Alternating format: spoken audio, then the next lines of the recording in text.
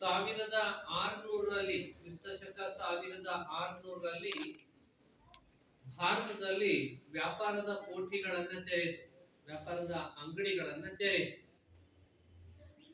ಎಲ್ಲಿವರೆಗೆ ಅಂದ್ರೆ 1957ರಲ್ಲಿ ಪ್ಲಾಸಿ ಕದನದ ನಂತರ 1757ರವರೆಗೆ ಪ್ಲಾಸಿ ಕದನದ ನಂತರ ರಾಜಕೀಯ ಅಧಿಕಾರವನ್ನ ಪಡೆಯಿತು. ಸುಮಾರು 150 ವರ್ಷಗಳ ಕಾಲ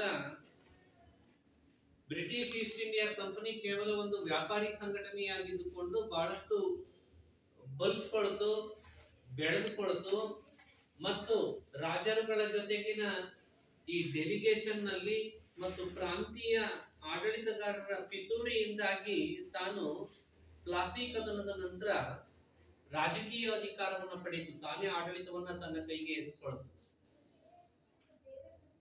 ಇದಾದ ಮೇಲೆ 1857ರ ತನಕ 1857-58ರವರೆಗೆ ತಾನೇ ಅಧಿಕಾರವನ್ನು ಕೂಡ ಚಲಾಯಿಸಿ. 100 ವರ್ಷ ನಾವು ಒಂದು ಕಂಪನಿಯ ಆಡಳಿತಕ್ಕೆ ಒಳಪಟ್ಟಿದ್ವಿ, ಬೇರೆ ದೇಶದ ಆಡಳಿತಕ್ಕೆ ಒಳಪಟ್ಟಿರ್ಲಿಲ್ಲ, ಕಂಪನಿಯ ಆಡಳಿತಕ್ಕೆ ಒಳಪಟ್ಟಿದ್ವಿ. ಈ ಸಿಪಾಯಿ ದಂಗೆ ಆದ್ಮೇಲೆ ಬ್ರಿಟನ್ನಿನ ಪಾರ್ಲಿಮೆಂಟ್ ಆ ಕಂಪನಿ ಕೈಯಲ್ಲಿ ಇದ್ದಂತ ಈ ಆಡಳಿತವನ್ನ ತಾನು ವಹಿಸಿಕೊಳ್ತು, ರಾಜನಿಗೆ ಆ ಅಧಿಕಾರವನ್ನ ಹಸ್ತಾಂತರ ಮಾಡಲಾಯಿತು. ಅದನ್ನೇ ಕಂಪನಿಯಿಂದ ಕ್ರೌನ್ಗೆ ಅಧಿಕಾರದ ಹಸ್ತಾಂತರ ಅಂತ ಕರೀತಾರೆ. ಕಂಪನಿಯಿಂದ ಕ್ರೌನ್ಗೆ ಇದರ ಹಸ್ತಾಂತರ ಅಂತ ಕರೀತಾರೆ. ಇದಾದ್ಮೇಲೆ 1885ರಲ್ಲಿ ಎ.ಓ. ಹ್ಯೂಮ್ ರವರು ಭಾರತೀಯ ರಾಷ್ಟ್ರೀಯ ಕಾಂಗ್ರೆಸ್ ಅನ್ನು ಸ್ಥಾಪನೆ ಮಾಡ್ತಾರೆ. ಈ ಭಾರತೀಯ ರಾಷ್ಟ್ರೀಯ ಕಾಂಗ್ರೆಸ್ ಒಂದು ಒತ್ತಡ ಗುಂಪಾಗಿದ್ದುಕೊಂಡು ಬ್ರಿಟನ್ ಸರ್ಕಾರದ ಮುಂದೆ ಒತ್ತಡಗಳನ್ನ ಹೇರಲಿಕ್ಕಾಗಿ ನಮಗೆ ನಮ್ಮ ಆಡಳಿತವನ್ನು ನಾವೇ ಮಾಡ್ಕೊಂಡು ಹೋಗ್ಲಿಕ್ಕೆ ಅವಕಾಶವನ್ನ ಮಾಡಿಕೊಡಿ ಅನ್ನುವ ಒಂದು ಒತ್ತಡವನ್ನ ಹೇರಲಿಕ್ಕೋಸ್ಕರ ಆ ಒಂದು ಸಂಘಟನೆ ಹುಟ್ಟುಕೊಳ್ತಾರೆ. ಇದಾದ್ಮೇಲೆ 1909ರ ಮಿಂಟೋ ಮಾರ್ಲೆ ಸುಧಾರಣೆ, 1919ರ ಮಾಂಟೆಗು ಚಲನ್ಸ್ಬರ್ಗ್ ವರದಿ, 1935ರ ಭಾರತ ಸರ್ಕಾರ ಕಾಯ್ದೆ, 1947ರ ಭಾರತ ಸ್ವಾತಂತ್ರ್ಯ ಕಾಯ್ದೆ ಇವೆಲ್ಲವೂ ಕೂಡ ಭಾರತದ ಸಂವಿಧಾನದ ವಿಕಾಸದಲ್ಲಿ ಪ್ರಮುಖವಾದಂತಹ ಪಾತ್ರವನ್ನ ವಹಿಸಿಕೊಳ್ತಾರೆ. 1909ರಲ್ಲಿ ಕಾಯ್ದೆಯು ಭಾರತೀಯರಿಗೆ ಆಡಳಿತದಲ್ಲಿ ಅವಕಾಶವನ್ನ ನೀಡಿ ಪ್ರಥಮ ಬಾರಿಗೆ ಮುಸ್ಲಿಂ ಸಮುದಾಯಕ್ಕೆ ಪ್ರತ್ಯೇಕ ಮತದಾರರ ಕ್ಷೇತ್ರವನ್ನ ಹೊಂದತಕ್ಕಂತ, ಅವುಗಳನ್ನು ನಿರ್ಮಾಣ ಮಾಡತಕ್ಕಂತ ಗುರಿಯನ್ನ ಹೊಂದಿತು. ಇದನ್ನ ಭಾರತೀಯ ರಾಷ್ಟ್ರೀಯ ಕಾಂಗ್ರೆಸ್ ತೀವ್ರವಾಗಿ ವಿರೋಧಿಸಿತು. ಇದಾದ ಮೇಲೆ 1919ರ ಕಾಯ್ದೆ ಭಾರತದಲ್ಲಿ ಜವಾಬ್ದಾರಿಯುತವಾದಂತಹ ಸರ್ಕಾರವನ್ನ ಪ್ರಚುರಪಡಿಸಿ ಬ್ರಿಟಿಷ್ ಪ್ರಾಂತ್ಯಗಳಲ್ಲಿ ಡಯಾರ್ಕಿ ವ್ಯವಸ್ಥೆಯನ್ನ ಜಾರಿಗೆ ತರತಕ್ಕಂತ ಒಂದು ಉದ್ದೇಶವನ್ನ ಹೊಂದಿತು. ಇಲ್ಲಿ ಡಯಾರ್ಕಿ ಅಂದ್ರೆ ಏನು? ದ್ವಿ ಸರ್ಕಾರ ಪದ್ಧತಿ, ಎರಡು ಸರ್ಕಾರಗಳು ಆಡಳಿತವನ್ನು ನಡೆಸತಕ್ಕಂತ ಒಂದು ಪದ್ಧತಿ, ಅದನ್ನ ದ್ವಿ ಸರ್ಕಾರ ಪದ್ಧತಿ ಅಂತ ಕರಿತೀವಿ. ಅದನ್ನ ಡಯಾರ್ಕಿ ಅಂತ ಕರೀತಾರೆ. ಈ ಡಯಾರ್ಕಿಯನ್ನ ಜಾರಿಗೆ ತರಲಿಕ್ಕೆ ಉದ್ದೇಶವನ್ನ ಮಾಡಲಾಯಿತು. ಇದಾದ್ಮೇಲೂ ಕೂಡ ಭಾರತೀಯ ರಾಷ್ಟ್ರೀಯ ಕಾಂಗ್ರೆಸ್ ತನ್ನ ಹೋರಾಟವನ್ನ ನಿರಂತರವಾಗಿ ಇಟ್ಟುಕೊಂಡಿತ್ತು. ಆ ಸಂದರ್ಭದಲ್ಲಿ ಬ್ರಿಟನ್ನಿನ ಪಾರ್ಲಿಮೆಂಟ್ ಒಂದು ಶಾಸನಾತ್ಮಕ ಆಯೋಗವನ್ನ, ಸೈಮನ್ ಆಯೋಗವನ್ನ ರಚಿಸಿತು. ಈ ಆಯೋಗ 1919ರ ಕಾಯ್ದೆಯ ಬಗ್ಗೆ ವಿಮರ್ಶಿಸಲು ಮತ್ತು ಡಯಾರ್ಕಿಯ ಕಾರ್ಯವೈಖರಿಯ ಬಗ್ಗೆ ವರದಿಯನ್ನ ಮಾಡಲಿಕ್ಕಾಗಿ ಈ ಆಯೋಗವನ್ನ ರಚನೆ ಮಾಡಲಾಗಿತ್ತು. ಸೈಮನ್ ಆಯೋಗ ಭಾರತಕ್ಕೆ ಬಂದು ಇಲ್ಲಿನ ಪರಿಸ್ಥಿತಿಗಳನ್ನ ಅವಲೋಕನೆಯನ್ನ ಮಾಡಿ ತಾನು ಬ್ರಿಟನ್ ದೇಶಕ್ಕೆ ವಾಪಸ್ ಹೋಗಿ ತನಗೆ ಆ ಬ್ರಿಟನ್ ದೇಶಕ್ಕೆ ವಾಪಸ್ ಹೋಗಿ ಭಾರತಕ್ಕೆ ಡೊಮೇನಿಯನ್ ಸ್ಥಾನಮಾನವನ್ನ ಕೊಡಮಾಡಬೇಕು ಅಂತ ಹೇಳಿ 1929ರಲ್ಲಿ ಘೋಷಣೆಯನ್ನ ಮಾಡಿತು. ಇದಾದ ಮೇಲೆ 1930ರಲ್ಲಿ ಮೊದಲನೆಯ ದುಂಡು ಮೇಜಿನ ಪರಿಷತ್ತು, 1931ರಲ್ಲಿ ಎರಡನೆಯ ದುಂಡು ಮೇಜಿನ ಪರಿಷತ್ತು, 1932ರಲ್ಲಿ ಮೂರನೆಯ ದುಂಡು ಮೇಜಿನ ಪರಿಷತ್ತುಗಳು, ಹೀಗೆ ಸರಣಿಯ ಸ್ವರೂಪದಲ್ಲಿ 3 ದುಂಡು ಮೇಜಿನ ಪರಿಷತ್ತುಗಳು ನಡೆದವು. ಆ ದುಂಡು ಮೇಜಿನ ಪರಿಷತ್ತಿನಲ್ಲಿ ಭಾರತದ ಸ್ವತಂತ್ರ ಹೋರಾಟಗಾರರು ಮತ್ತು ಬ್ರಿಟನ್ನಿನ ಆಡಳಿತಗಾರರ ನಡುವೆ ಮಾತುಕತೆಗಳು ನಡೆದವು. ಈ ಮಾತುಕತೆಗಳು ಆದ್ಮೇಲೆ ಬ್ರಿಟನ್ನಿನ ಒಂದು ಪಾರ್ಲಿಮೆಂಟ್ ಶ್ವೇತಪತ್ರವನ್ನ ಹೊರಡಿಸಿತು. ದುರ್ಬಲ ವರ್ಗದವರಿಗೆ ಶಿಕ್ಷಣದ ಸೌಲಭ್ಯಗಳು, ರಾಜಕೀಯದಲ್ಲಿ ಮೀಸಲಾತಿ, ಸಾರ್ವತ್ರಿಕ ವಯಸ್ಕ ಮತದಾನ ಪದ್ಧತಿ, ಸಾಮಾಜಿಕ ಬಹಿಷ್ಕಾರ ನಿಷೇಧ, ಕೋಮು ಪ್ರಾತಿನಿಧ್ಯ, ಅಸ್ಪೃಶ್ಯರಿಗೆ ಪ್ರತ್ಯೇಕ ಮತದಾನದ ಅಧಿಕಾರ, ಇವುಗಳನ್ನೆಲ್ಲವನ್ನ ಕೊಡ್ಮಾಡ್ತಕ್ಕಂಥ ಒಂದು ಪ್ರಪೋಸಲ್ಗಳನ್ನ ಪತ್ರದಲ್ಲಿ ಹೊಂದಲಾಗಿತ್ತು. ಆದ್ರೆ ಈ ಅಸ್ಪೃಶ್ಯರನ್ನ ಪ್ರತ್ಯೇಕ ಮತದಾರರ ವರ್ಗವನ್ನಾಗಿ ಪರಿಗಣಿಸಲಿಕ್ಕೆ ಅವರು ಮಾಡಿದಂತ ಉದ್ದೇಶ ಏನಿತ್ತಲ್ಲ, ಅದು ಮಹಾತ್ಮ ಗಾಂಧೀಜಿ ಅವರಿಗೆ ಇಷ್ಟ ಆಗ್ಲಿಲ್ಲ. ಅವರು ಅದಕ್ಕೆ ಏನ್ ಮಾಡ್ತಾರೆ ಅಂತಂದ್ರೆ, ಪೂನಾದ ಬಳಿ ಅವ್ರು ಏನ್ ಮಾಡ್ತಾರೆ, ಅಮರನಾಥ ಉಪವಾಸವನ್ನ ಕುತ್ಕೊಳ್ತಾರೆ. ಈ ಅಮರನಾಥ ಉಪವಾಸವನ್ನ ಕುತ್ಕೊಂಡಂತ ಸಂದರ್ಭದಲ್ಲಿ ಡಾಕ್ಟರ್ BR ಅಂಬೇಡ್ಕರ್ ಅವರಿಗೂ ಮತ್ತು ಗಾಂಧೀಜಿಯವರಿಗೂ ನಡುವೆ ಒಂದು ಒಪ್ಪಂದ ಏರ್ಪಡುತ್ತದೆ. ಆ ಒಪ್ಪಂದವನ್ನ ಪೂನಾ ಪ್ಯಾಕ್ಟ್ ಅಥವಾ ಪೂನಾ ಒಪ್ಪಂದ ಅಂತ ಹೇಳಿ ಕರೀತಾರೆ. ಈ ಪೂನಾ ಒಪ್ಪಂದ ನಡೆದದ್ದು ಯಾರ್ಯಾರ ನಡುವೆ? ಗಾಂಧೀಜಿ ಮತ್ತು ಡಾಕ್ಟರ್ BR ಅಂಬೇಡ್ಕರ್ ಅವರ ನಡುವೆ ಒಪ್ಪಂದ ಏರ್ಪಡುತ್ತದೆ. ಈ ಒಪ್ಪಂದದಲ್ಲಿ ಏನನ್ನ ಮಾಡಲಾಗ್ತದೆ ಅಂದ್ರೆ, ಅಸ್ಪೃಶ್ಯರನ್ನ ಪ್ರತ್ಯೇಕ ಮತದಾರರ ವರ್ಗವನ್ನಾಗಿ ಉಳಿಸೋದು ಬೇಡ, ಬೇಕಿದ್ರೆ ಶಾಸನ ಸಭೆಗಳಲ್ಲಿ ಅಸ್ಪೃಶ್ಯರಿಗೆ ಸ್ಥಾನಗಳ ಮೀಸಲಾತಿಯನ್ನ ಕೊಡೋಣ. ಈ ಒಂದು ಪರ್ಯಾಯವಾದಂತಹ ಒಂದು ವ್ಯವಸ್ಥೆಗೆ ಡಾಕ್ಟರ್ BR ಅಂಬೇಡ್ಕರ್ ಕೂಡ ಒಪ್ಕೊಳ್ತಾರೆ. ಒಪ್ಕೊಂಡು ಇಬ್ಬರ ನಡುವೆ ಒಂದು ಒಪ್ಪಂದ ಏನಿದೆ, ಅದೇ ಒಪ್ಪಂದವನ್ನ ಪೂನಾ ಪ್ಯಾಕ್ಟ್ ಅಂತ ಹೇಳಿ ಕರೀತಾರೆ. ಈ ಪೂನಾ ಒಪ್ಪಂದ ಅಂತ ಹೇಳಿ ಕರೀತಾರೆ. ಈ ಒಪ್ಪಂದ 24ನೇ ಸೆಪ್ಟೆಂಬರ್ 1932ರಂದು ಪೂನಾದಲ್ಲಿ ನಡೀತದೆ. ಇದಾದ್ಮೇಲೆ ಅನೇಕ ಸಮ್ಮೇಳನಗಳ ನಂತರ ಬ್ರಿಟನ್ನಿನ ಪಾರ್ಲಿಮೆಂಟಿನ ಜಂಟಿ ಆಯ್ಕೆಯ ಸಮಿತಿ ಪರಿಶೀಲನೆಯನ್ನು ನಡೆಸಿ ಆ ಶಿಫಾರಸುಗಳ ಅನ್ವಯದಲ್ಲಿ 1935ರ ಭಾರತ ಸರ್ಕಾರ ಕಾಯ್ದೆಯನ್ನ ಘೋಷಣೆ ಮಾಡ್ತದೆ. ಈ ಘೋಷಣೆಯಲ್ಲಿ ಭಾರತದ ಈ 1935ರ ಕಾಯ್ದೆಯಲ್ಲಿ 321 ವಿಧಿಗಳು ಮತ್ತು 10 ಶೆಡ್ಯೂಲ್ಗಳು ಇರ್ತವೆ.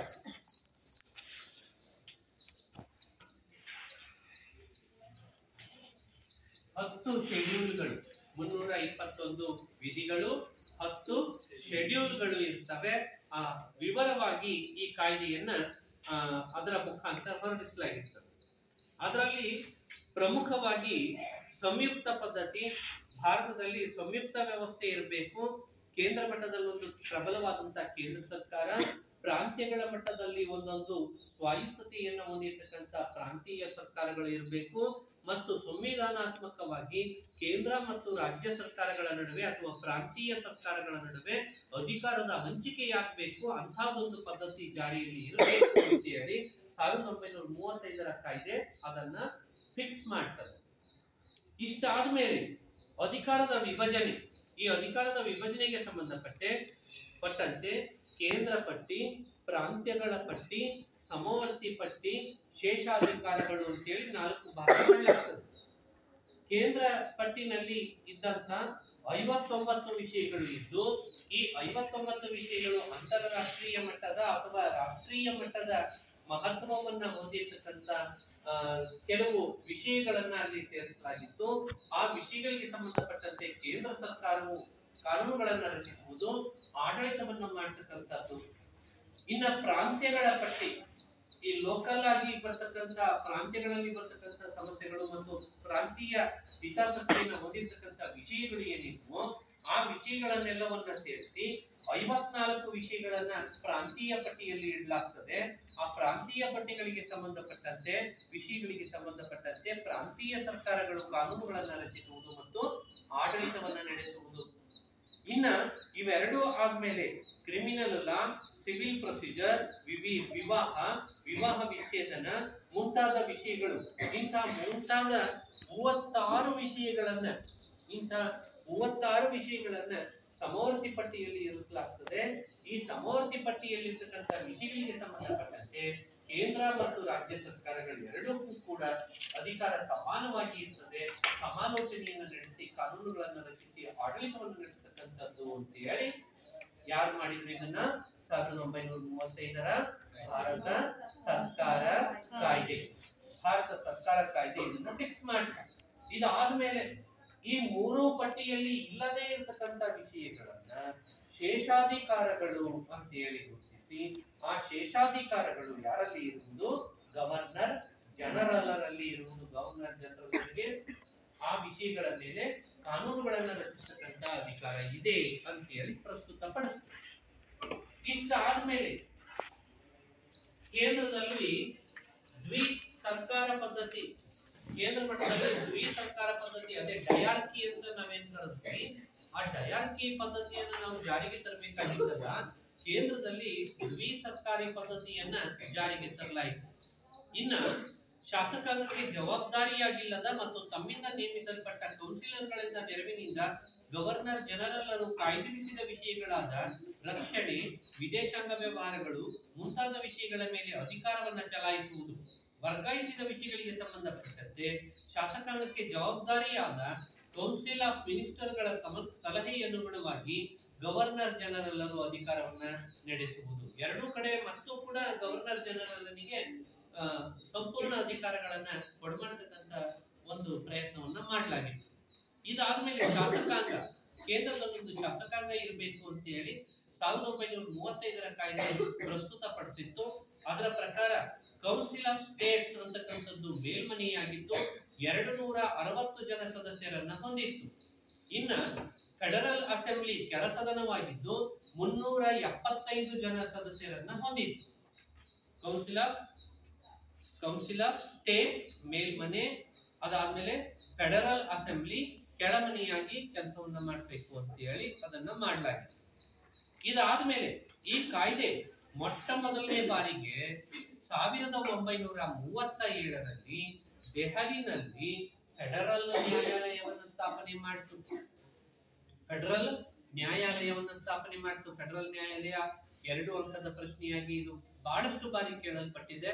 2 ಅಂಕದ ಪ್ರಶ್ನೆಗಳಿಗೆ ಫೆಡರಲ್ ನ್ಯಾಯಾಲಯ ಎಲ್ಲಿ ಯಾವಾಗ ಸ್ಥಾಪನೆಯಾಯಿತು? ಫೆಡರಲ್ ನ್ಯಾಯಾಲಯ ಮೊದಲಿಗೆ ಸ್ಥಾಪನೆಯಾಗಿದ್ದು ದೆಹಲಿನಲ್ಲಿ, ಮತ್ತೆ ಅದು ಯಾವಾಗ ಸ್ಥಾಪನೆಯಾಯಿತು? 1937ರಲ್ಲಿ. 1935ರಲ್ಲಿ ಕಾಯ್ದೆ ಜಾರಿಗೆ ಬಂತು. 2 ವರ್ಷಗಳ ಸತತವಾದ ಪ್ರಯತ್ನವನ್ನ ಮಾಡಿ ಆದ ಮೇಲೆ 1937ರಲ್ಲಿ ಫೆಡರಲ್ ನ್ಯಾಯಾಲಯವನ್ನ ದೆಹಲಿನಲ್ಲಿ ಸ್ಥಾಪನೆ ಮಾಡಲಾಯಿತು. ಅದಾದ ಮೇಲೆ ಕ್ರಮವಾಗಿ ಕೋಲ್ಕತ್ತಾ, ಚೆನ್ನೈ, ಮುಂಬೈನಲ್ಲೂ ಕೂಡ ಫೆಡರಲ್ ನ್ಯಾಯಾಲಯಗಳನ್ನ ನಂತರದ ದಿನಗಳಲ್ಲಿ ಓಪನ್ ಮಾಡಲಾಯಿತು. ಆದ್ರೆ ಮೊದಲಿಗೆ ಓಪನ್ ಆಗಿದ್ದು ಏನು? ಫೆಡರಲ್ ನ್ಯಾಯಾಲಯ ದೆಹಲಿನಲ್ಲಿ.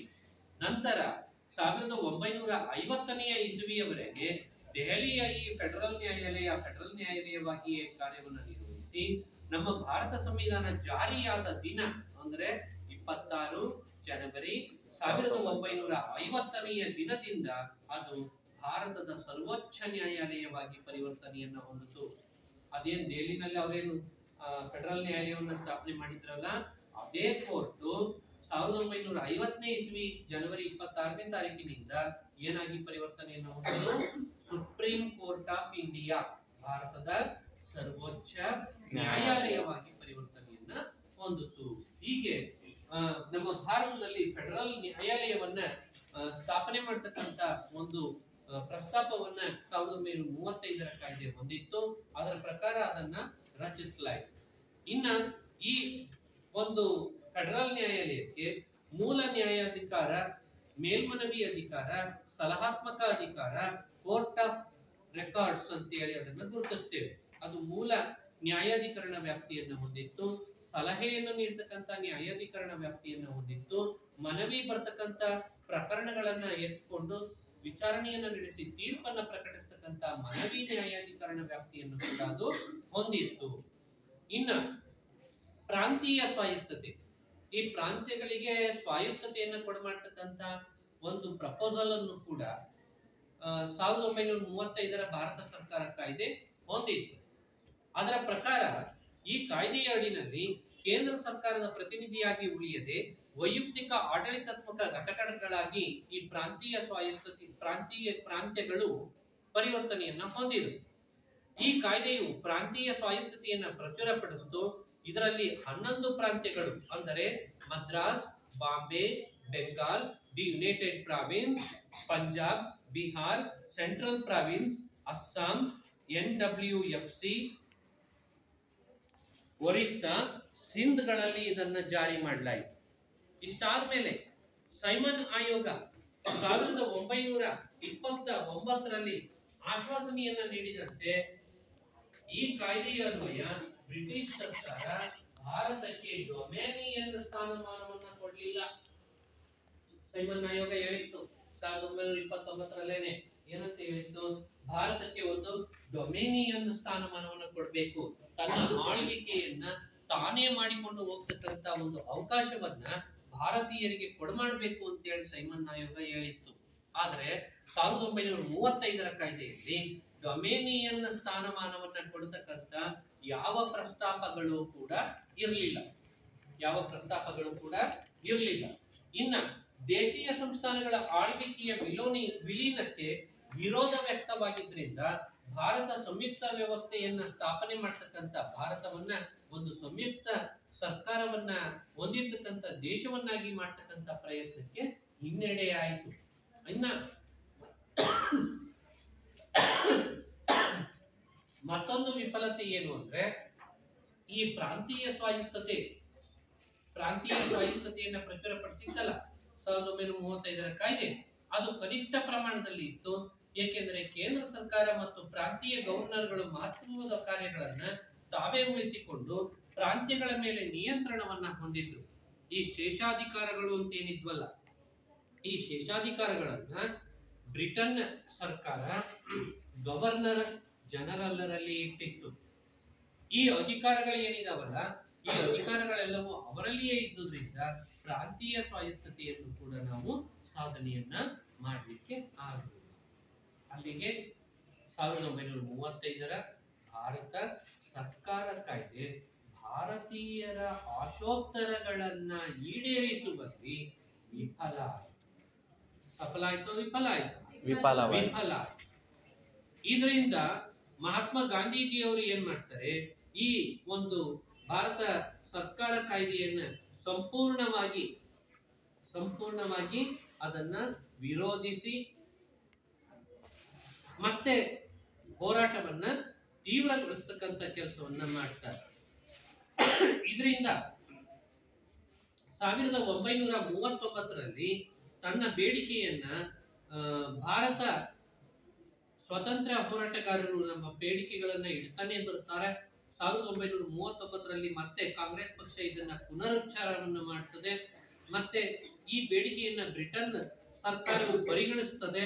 ದ್ವಿತೀಯ ಜಾಗತಿಕ ಯುದ್ಧ ಪ್ರಾರಂಭವಾದ ನಂತರ ಬ್ರಿಟನ್ ಸರ್ಕಾರವು ಸರ್ ಸ್ಟಾಫೋರ್ಡ್ ಕ್ರಿಪ್ಸ್ ರವರನ್ನ ಭಾರತಕ್ಕೆ ಕಳಿಸಿಕೊಡ್ತದೆ.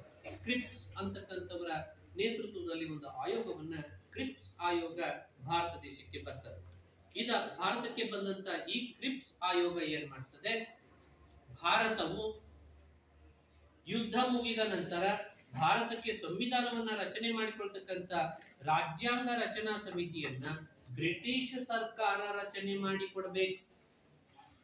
ಇಲ್ಲಿ ನೋಡ್ರಿ, ಮತ್ತೊಂದು ಅವರು ಹೆಂಗೆ ಹಿಡಿತವನ್ನ ಹಾಗೆ ಇಟ್ಕೊಂಡು ಹೋಗ್ಲಿಕ್ಕೆ ಪ್ರಯತ್ನವನ್ನ ಪಡ್ತಾರೆ ಅಂದ್ರೆ, ಬ್ರಿಟನ್ನಿನ ಸರ್ಕಾರ ಯುದ್ಧ ಮುಗಿದಾದ ಮೇಲೆ ಭಾರತೀಯರಿಗೆ ಭಾರತದ ರಾಜ್ಯಾಂಗ ರಚನೆಯನ್ನ ಮಾಡ್ಲಿಕ್ಕೆ, ಅಂದ್ರೆ ಭಾರತದ ಸಂವಿಧಾನವನ್ನ ರಚನೆ ಮಾಡ್ಕೊಳ್ಳಿಕ್ಕೆ ಒಂದು ಸಮಿತಿಯನ್ನ ಯಾರು ಮಾಡ್ಕೊಡ್ಬೇಕು, ಬ್ರಿಟನ್ ದೇಶ ಮಾಡ್ಬೇಕು ಅಂತ ಹೇಳಿ ಆ ಒಂದು ಕಮಿಟಿ ಹೇಳ್ತು.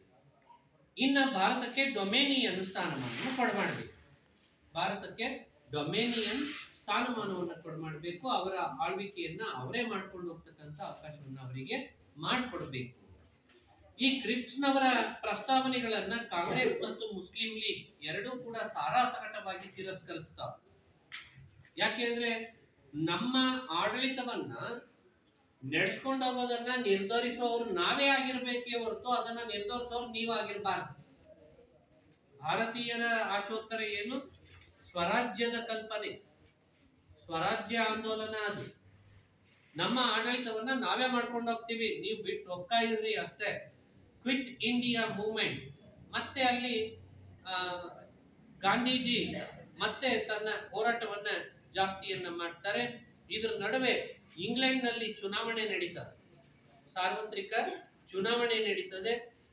ಚುನಾವಣೆ ನಡೆದು ಲೇಬರ್ ಪಕ್ಷ ಬಹುಮತದಿಂದ ಅಧಿಕಾರಕ್ಕೆ ಬಂದ್ಬಿಡ್ತದೆ. ಲೇಬರ್ ಪಕ್ಷ ಬಹುಮತದಿಂದ ಏನಾಗ್ತದೆ? ಅಧಿಕಾರಕ್ಕೆ ಬರ್ತದೆ. ಅಧಿಕಾರಕ್ಕೆ ಬಂದು ಚರ್ಚಿಲ್ ರವರ ಸ್ಥಾನದಲ್ಲಿ ಕ್ಲೇಮೆಂಟ್ ಆಟ್ಲಿ ಅಂತಕ್ಕಂಥ, ಚರ್ಚಿಲ್ ರವರು ಅದುವರೆಗೆ ಪ್ರಧಾನಮಂತ್ರಿಗಳಾಗಿದ್ರು, ಚರ್ಚಿಲ್ ರವರು ಅಧಿಕಾರದಿಂದ ಕೆಳಗೆ ಇಳಿತಾರೆ. ಅವರ ಜಾಗದಲ್ಲಿ ಕ್ಲೇಮೆಂಟ್ ಆಟ್ಲಿ ಅಂತಕ್ಕಂಥ ಪ್ರಧಾನಮಂತ್ರಿಯು ಬಂದು ಕೂತ್ಕೊಳ್ತಾರೆ. ಇಲ್ಲಿ ಮತ್ತೆ 2 ಅಂಕದ ಒಂದು ಪ್ರಶ್ನೆ ಇದು.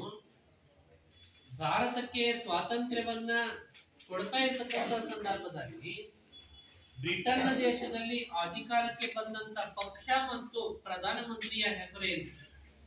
ಪಕ್ಷ ಮತ್ತು ಪ್ರಧಾನಮಂತ್ರಿಯ ಹೆಸರೇನು? ಪಕ್ಷದ ಹೆಸರು ಲೇಬರ್ ಪಕ್ಷ, ಪ್ರಧಾನಮಂತ್ರಿಯ ಹೆಸರು ಕ್ಲೇಮೆಂಟ್ ಆಟ್ಲಿ. ಕ್ಲೇಮೆಂಟ್ ಆಟ್ಲಿ.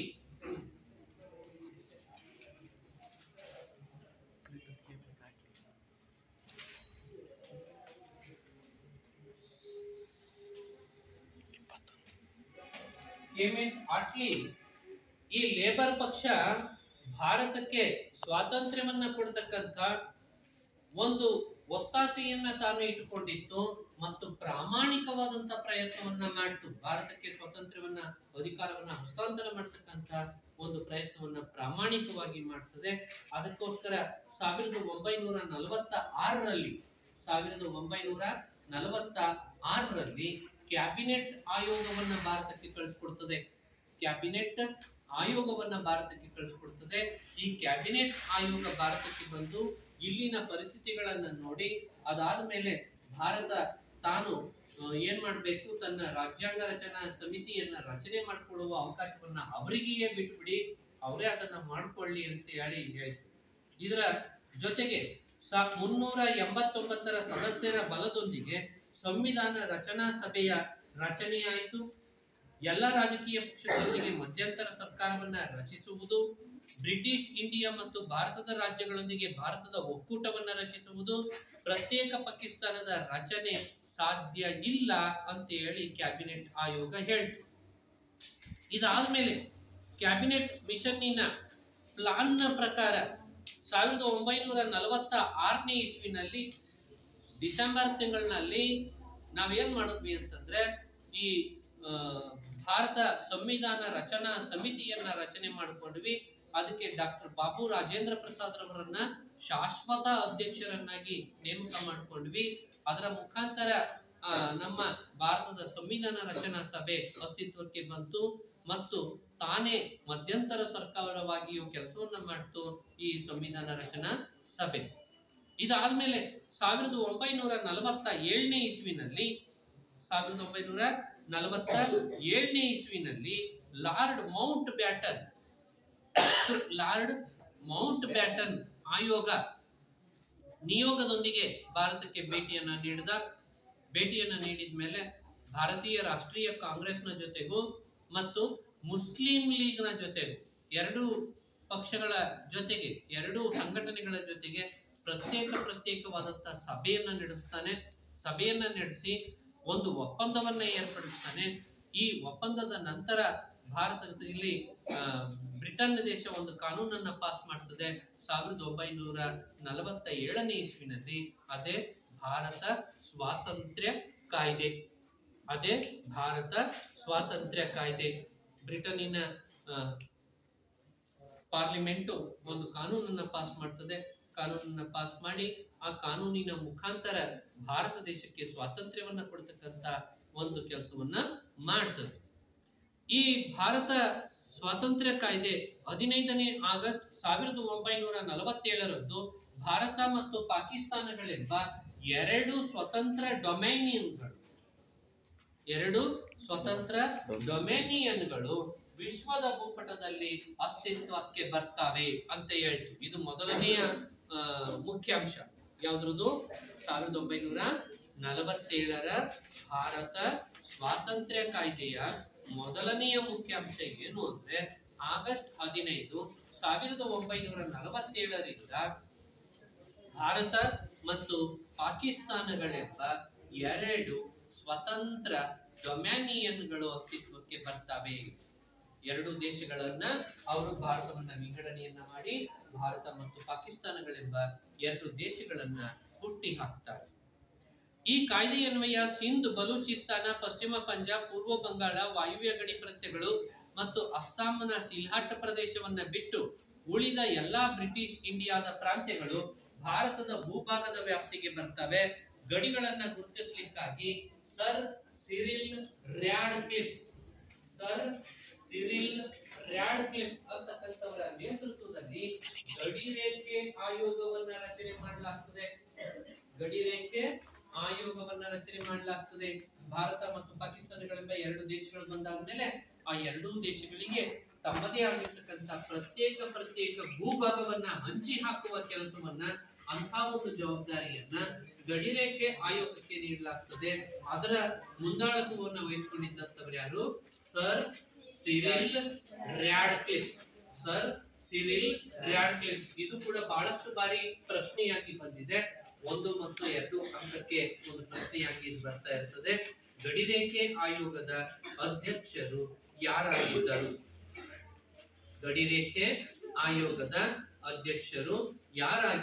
ಅಂತೇಳಿ ಈ ಗಡಿರೇಖೆ ಆಯೋಗದ ಅಧ್ಯಕ್ಷರಾಗಿ ಯಾರಿದ್ರು? ಸರ್ ಸಿರಿಲ್ ರ್ಯಾಡ್ಕ್ಲಿಫ್ ಅಂತಕ್ಕಂಥವರು ಭಾರತ ಮತ್ತು ಪಾಕಿಸ್ತಾನಗಳಿಗೆ ಪ್ರತ್ಯೇಕ ಭೂಭಾಗವನ್ನ ಹಂಚಿ ಹಾಕುವ ಒಂದು ಕೆಲಸವನ್ನ ಮಾಡ್ತಾರೆ. ಇನ್ನ ಈ ಕಾಯ್ದೆಯ ಅನ್ವಯ ಭಾರತದ ರಾಜ್ಯಗಳ ಮೇಲೆ ಚಕ್ರವರ್ತಿಯ ಆಧಿಪತ್ಯವು ಕೊನೆಗೊಂಡಿತು. 1947 ಆಗಸ್ಟ್ 15ನೇ ತಾರೀಕಿನಿಂದ ಬ್ರಿಟನ್ನಿನ ಚಕ್ರವರ್ತಿಯ ಆಡಳಿತ ಭಾರತದಲ್ಲಿ ಕೊನೆಗೊಳ್ತು. ಇನ್ನ ಗವರ್ನರ್ ಜನರಲ್ ಮತ್ತು ಪ್ರಾಂತೀಯ ಗವರ್ನರ್ಗಳು ಸಂವಿಧಾನಾತ್ಮಕ ಮುಖ್ಯಸ್ಥರಾಗಿದ್ದರೂ ಕೂಡ ಶಾಸನ ರಚನೆ ಮಾಡತಕ್ಕಂತ ವಿಶೇಷಾಧಿಕಾರವನ್ನ ಹೊಂದಿರಲಿಲ್ಲ. ಗವರ್ನರ್ ಜನರಲ್ಗಳು ಮುಂದುವರೆದ್ರು. ಯಾಕೆಂದ್ರೆ ನಮ್ಗೆ ಇನ್ನೂ ಒಂದು ಭಾರತಕ್ಕೆ ಸಂವಿಧಾನದ ರಚನೆ ಆಗ್ಬೇಕಿತ್ತು. ಅದಾದ್ಮೇಲೆ ನಾವೊಂದು ಚುನಾವಣೆಯನ್ನ ನಡೆಸಿ ಒಂದು ಸರ್ಕಾರವನ್ನ ಅಸ್ತಿತ್ವಕ್ಕೆ ತರಬೇಕಾಗಿತ್ತು. ಆ ಕಾರಣಕ್ಕಾಗಿ ಈ ಗವರ್ನರ್ ಜನರಲ್ಗಳು ಮತ್ತು ಪ್ರಾಂತೀಯ ಆಡಳಿತದಲ್ಲಿ ಇದ್ದಂತ ಗವರ್ನರ್ಗಳು ಹಾಗೆ ಮುಂದುವರಿತಾರೆ. ಆದ್ರೆ ಅವರಿಗೆ ಕಾನೂನು ರಚಿಸುವ ಅಧಿಕಾರ ಇರಲಿಲ್ಲ. ಅವರಿಗೆ ಕಾನೂನನ್ನ ರಚನೆ ಮಾಡತಕ್ಕಂತ ಅಧಿಕಾರ ಇರಲಿಲ್ಲ. ಇನ್ನ ಬ್ರಿಟನ್ ದೇಶದಲ್ಲಿ ಪಾರ್ಲಿಮೆಂಟ್ ನಲ್ಲಿ secretary of state for India ಅಂತಕ್ಕಂಥ ಒಂದು ಹುದ್ದೆ ಇತ್ತು. ಒಂದು ಕ್ಯಾಬಿನೆಟ್ ದರ್ಜೆಯ ಹುದ್ದೆ ಇತ್ತು. ಭಾರತದ ಆಡಳಿತವನ್ನ ನೋಡ್ಕೊಂಡು ಹೋಗ್ಲಿಕ್ಕೆ ಒಬ್ಬ ಕ್ಯಾಬಿನೆಟ್ ಸಚಿವನನ್ನ ಮಾಡ್ತಾ ಇದ್ರು. ಅದಕ್ಕೆ ಕ್ಯಾಬಿನೆಟ್ ಸಚಿವನನ್ನ ಅವರಲ್ಲಿ ಸೆಕ್ರೆಟರಿ ಅಂತ ಹೇಳಿ ಕರೀತಾರೆ. ನಾವಿಲ್ಲಿ ಕ್ಯಾಬಿನೆಟ್ ಮಂತ್ರಿ ಅಂತೀವಿ, ಅವರು ಅದನ್ನ ಸೆಕ್ರೆಟರಿ ಅಂತ ಹೇಳಿ ಕರೀತಾರೆ. ಆ ಸೆಕ್ರೆಟರಿಯ ಹುದ್ದೆ ಏನಿತ್ತಲ್ಲ ಅದು ರದ್ದಾಯಿತು. ಯಾಕೆಂದ್ರೆ ಭಾರತದ ಮೇಲೆ ಬ್ರಿಟನ್ನಿನ ಯಾವುದೇ ಹಿಡಿತಗಳು ಇಲ್ಲ ಅಂದ ಮೇಲೆ ಆ ಇಲಾಖೆ ಇರೋದು ಕೂಡ ಬೇಡ ಅಂತ ತೀರ್ಮಾನ ಮಾಡಿ 1947ರ ಕಾಯ್ದೆನಲ್ಲಿ ಬ್ರಿಟನ್ನಿನ ಪಾರ್ಲಿಮೆಂಟ್ ಆ ಹುದ್ದೆಯನ್ನ ರದ್ದುಪಡಿಸಿತು. ಇನ್ನ 1947 ಆಗಸ್ಟ್ 15ನೆಯ ದಿನದಿಂದ ಬ್ರಿಟಿಷ್ ಪಾರಮ್ಯತೆ ಅದರ ಹಿಂದಿನ ದಿನದಂದು ಬ್ರಿಟಿಷ್ ಇಂಡಿಯಾದಲ್ಲಿ ಸೇರಿದಂತ ಯಾವುದೇ ಭೂಭಾಗಕ್ಕೆ ಸಂಬಂಧಿಸಿದಂತೆ ಯಾವುದೇ ಅಧಿಕಾರ ಮತ್ತು ಜವಾಬ್ದಾರಿಯನ್ನ ಹೊಂದಿರುವುದಿಲ್ಲ. ಅಂದ್ರೆ ನಾವು 14ನೇ ತಾರೀಕು ಆಗಸ್ಟ್ ತಿಂಗಳು ರಾತ್ರಿ 12 ಗಂಟೆಯವರೆಗೆ ಮಾತ್ರ ಭಾರತದಲ್ಲಿ ನಮ್ಮ ಅಧಿಕಾರವನ್ನು ಹೊಂದಿದ್ದೇವೆ. ಅದರ ನಂತರದ ದಿನದಿಂದ ಬ್ರಿಟನ್ನಿನ ಸರ್ಕಾರಕ್ಕೆ ಭಾರತದ ಮೇಲೆ ಯಾವ ಅಧಿಕಾರಗಳು ಕೂಡ ಇನ್ನು ಮುಂದೆ ಇರೋದಿಲ್ಲ ಅನ್ನೋದನ್ನ ಮತ್ತೊಮ್ಮೆ ಸ್ಪಷ್ಟಪಡಿಸಿತು.